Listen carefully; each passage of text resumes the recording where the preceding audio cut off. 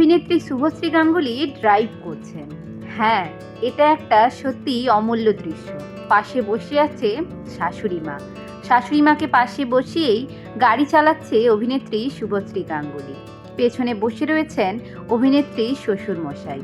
ভিডিওটি অনেক পুরনো হলেও এই ভিডিওটি কিন্তু সোশ্যাল মিডিয়ায় খুব ভাইরাল হয়েছিল। ভিডিওটি যখন করা হয়েছিল, শুভশ্রীর তখন কিছুদিন হলো বিয়ে হয়েছিল এবং তার শ্বশুরমশাইও তখন বেঁচে ছিল। রাজ চক্রবর্তীর বাবা করোনার সময়ে মারা গিয়েছিলেন। তখনও ইউভানের জন্ম হয়নি। ইউভানের জন্মের কিছুদিন আগেই রাজ তার বাবাকে হারিয়েছিল এবং এখন তার মা একাই রয়েছে শুভশ্রীদের সাথে। এখনও মাঝে মধ্যে রাজের মাকে আমরা শুভশ্রীর ভিডিওর মাধ্যমে দেখতে পাই, কিন্তু এই অমূল্য দৃশ্যটি সকলের মনে গেঁথে থাকবে।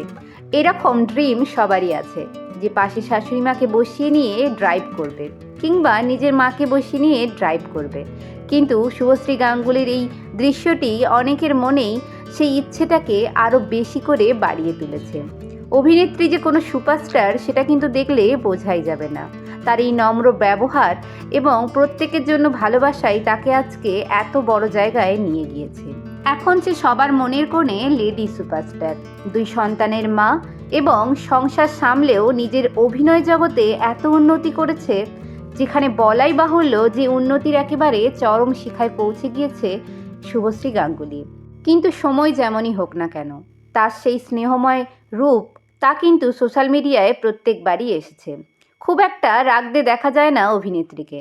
অভিনেত্রী খুব শান্ত স্বভাবের। ভিডিওটি ভালো লাগলে অবশ্যই লাইক করবেন, আর এরকম ভিডিও পেতে হলে চ্যানেলটিকে সাবস্ক্রাইব করে রাখুন।